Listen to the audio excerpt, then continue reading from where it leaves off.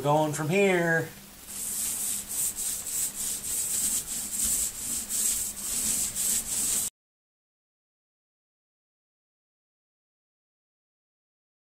How you guys doing today? This is my layout update number 4.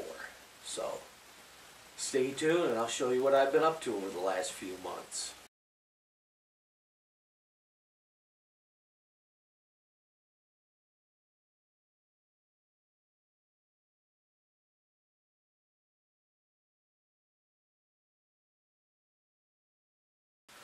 Okay folks, this product here is called Flex Paste. It's made by Woodland Scenics. It's a pasty compound used for hiding seams. At least that's what I used it for, hide seams in my hardboard. It's supposed to have some kind of latex in it or some kind of rubber that lets it flow. This is called lightweight spackling. I use this in the corners. It sands okay if you use a very high grade, but you don't have to sand a lot. If you do, once you get past the very first skim layer, it starts to ball up. It's good for like hiding pinholes and things like that. This is Kilz. This is what I use to seal my backgrounds. It's a white, it's very stinky, but it does a good job. It hides one coat and it seals the background because it was just hardboard, or some people call it masonite. And this was a paint that I bought at a Lowe's. It was called Cloudless, is the blue color that I used. It's what supposedly matches to Bonnet Blue, which was an old Sherwin-Williams color. 1792, I believe, was the number. And that's what a lot of guys like and have used in the past. This down here is a 3M suitcase connector that I use to connect my bus lines and my feeders together. This here is a male and a female plug that snaps together, and I put this both on my negative and my positives between each module section. Each one of my sections in my layout is 2 foot by 4 foot. There's 8 of them in this layout, so in between each one is one of these plugs that so I can tear it down and move it if I need to. And the way that I hooked it up is I put a male on one end and a female on the other, like always on the reds. And on the blacks I flipped it, so it was a female and a male. So you couldn't get them swapped. You can't change the wires. And this here is a Caboose Industries ground throw or switch mechanism manual, and it was number 218S. There's a slight spring in that because I used Atlas Code 100 custom line turnouts, and there's no spring in those. So let's get to the update.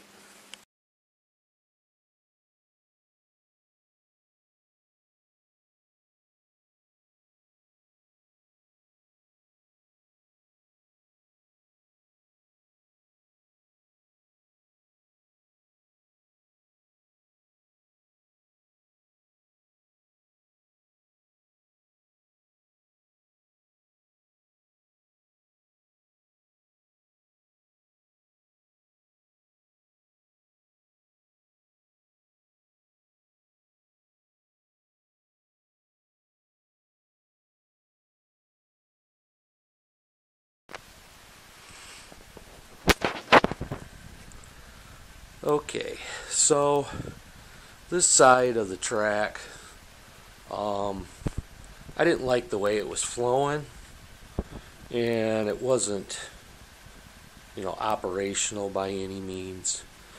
So what I did was these two tracks right here were down here at the other end, and I flopped them down here, and I decided that my beverage distribution was going to go in about the same spot, but I had to have a rail here to store some boxcars and a switcher that's going to work for these three industries. That's going to be my MC squared line. It's going to have a switcher over here, and this track is for distribution. This is my in rail. Trains will come down here, break off onto this branch, come on up here and drop off whatever's going to be coming. Okay, then the engine will uncouple, come down here, back into here, and pick up all the cars that are on this track. This is my outgoing from these three different businesses, and the switcher will come on out from this track, come on out, come in, grab the caboose off this line, come back, hook it in, and the engine will leave and come back out on the main line and continue on. So then the switcher can come in here, grab cars, use this as a runaround, pick cars off the front, off the back, and move them into the situation as need be. Anything that gets done will come in and be stored on this track. Hopefully by that time, the few cars that will be sitting in here, everything will be placed where it needs to, and the switcher can come on out then and move these cars off this rail and into the outgoing boxcars.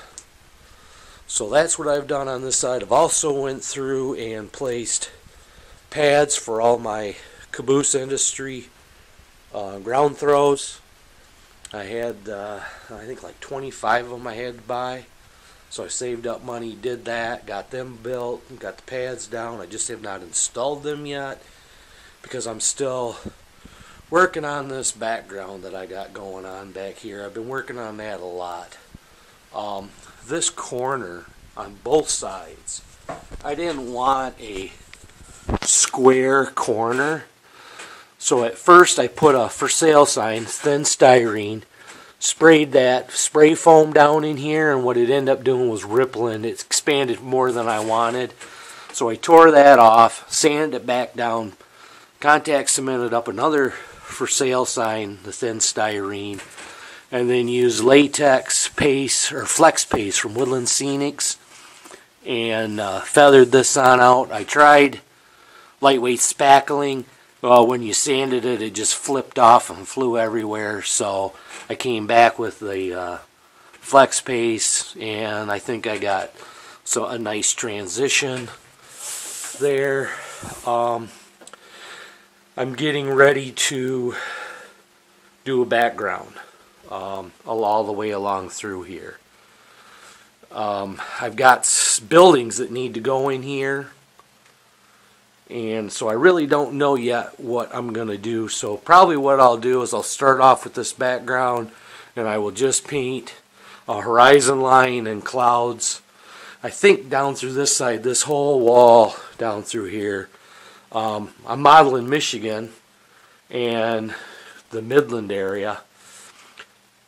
So we're right on the edge of farmland in southern Michigan and the great north woods of Michigan just north of us. So what you have is you have these big acres of field, and then 20 to 80 acres of woods all splatched around before it just continues into rolling hills and nothing but woods. This is kind of a lowland area. It's either swamp, fields. Well, it's really not swamp, it's marshland they call it. So that's what was done up here. New layout. Went through, decided that I was going to go with the DCC system. So I've got wires hanging out here on this side for a plug-in to be able to operate, keep one train running and do switching. And on my Dow Chemical side, I've got another one like this that's, you know, the main bus. And same thing, I'll be able to switch in the Dow side while a train just runs around delivering wherever. What I went with was suitcase connectors, used 18 gauge mains and 22 feeders.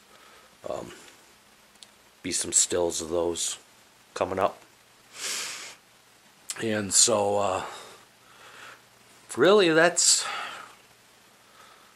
you know, been it.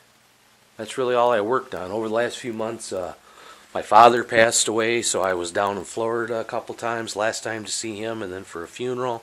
I've been sick myself for a month with a darn cold, so I haven't really gotten much accomplished. That's it, gang. Stay tuned. More fun's coming.